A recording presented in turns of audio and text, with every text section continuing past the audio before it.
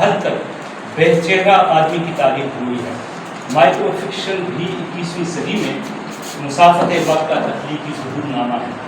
ہر نئی صنف کی طرح مائکرو فکشن سے بھی جواز کا شناختی کارڈ طلب کیا گیا تاکہ یہ شناخت کے بحران سے نکلے۔ مائکرو فکشن دراصل گہرے پانیوں کا ایک تخلیقی سفر ہے جس میں مصنف لفظوں کی کم سے کم سطح پر معنی کی زیادہ سے زیادہ کائنات آباد کرتا ہے۔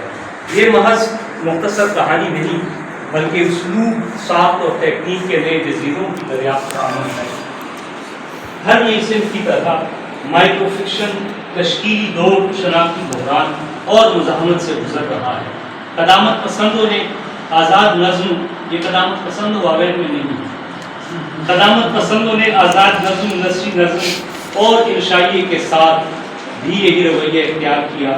مائکرو فکشن کو صرف مختصر واقعہ یا 100 لفظی کہانی کے پیمانے میں قید کرنا دراصل اس صنف کی تخلیقی روح کو محدود کرنے کے مترادف ہے۔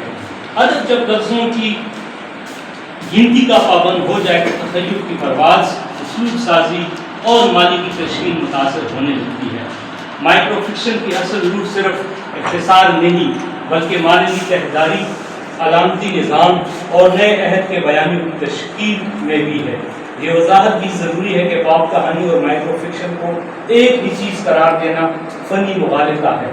اگر محض سیدھے سادے واقعے کے بیان کو مائکرو فکشن مان لیا جائے تو پھر پیاسا کوا اتفاق میں بدل رہے گا۔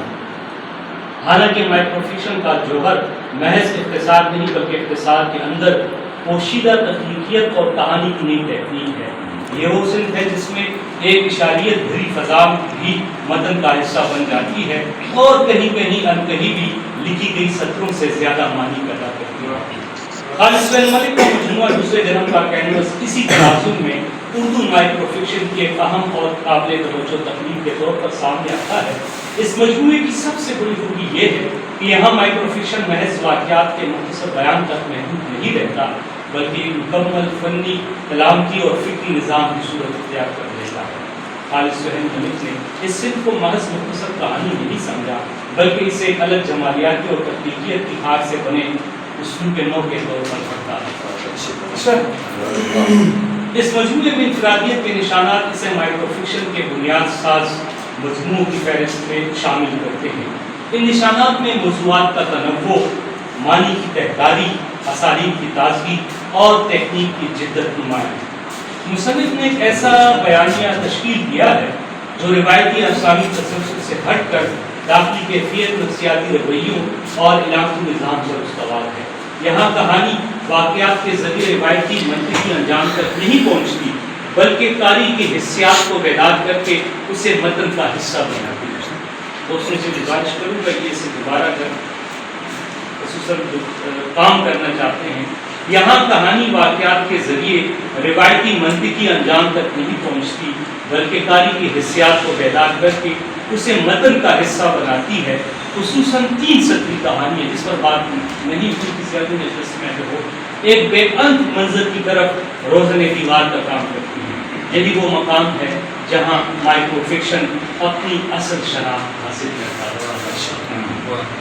دوسرے جنم کا کینوس کی دوسری اہم خصوصیت اس کا گہری علامتی نظام ہے۔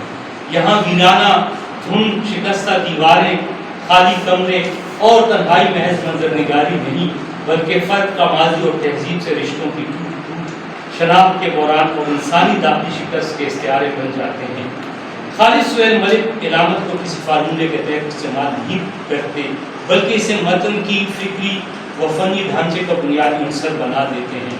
یہی وجہ ہے کہ ان کے مائکرو فکشن بار بار قرأت کا تقاضا کرتے ہیں اور ہر نئی قرأت میں نئے معنی دریافت ہوتے ہیں۔ ابھی جس طرح میں نے کہا کہ میں نے تیسری بار کچھ چیزیں جو ہیں وہ شروع میں مجھے کھردری لگی، ایسا لگا کہ جس میں تجریدیت جو ہے وہ حد سے آگے ہے۔ دوبارہ جب میں نے پڑھی تو مجھ پہ انکشاف ہوا کہ جو پہلی بار میں نے اس کو دیکھا یہ قاری کی حیثیت سے بھی وہ شعوری طور پہ میں نے دیکھا ہے، اور دوسری بار جب دیکھا تو جو چیزیں لاشعور نے جو ہے وہ کیپچر کی تھی وہ اب دوبارہ شامل ہو گئی ہیں اس میں، یعنی آپ اسے گمشدہ کڑی بھی کہہ سکتے ہیں۔ یعنی میں یہ سمجھتا ہوں کہ جو افسانہ ہو، نظم ہو، اگر وہ قاری کو کیفیت میں لے کے نہیں جاتا تو وہ صحافت ہے۔ وہ ایک وقتی طور پہ جو ہے وہ صحافت ہے. تو یہ ایک میرا تجربہ جو ہے وہ اس مجموعے کی ایک اور نمایاں جہت مائکرو فکشن کی آفاقیت کا شروع ہے.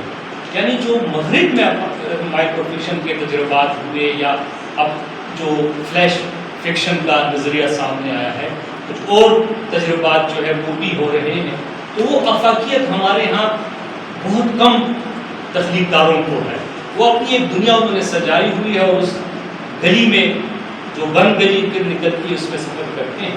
خالد سہیل ملک نے ثابت کیا ہے کہ اردو زبان میں بھی مختصر ترین متن بڑے انسانی سوالات کو اپنے اندر سمو سکتی ہے.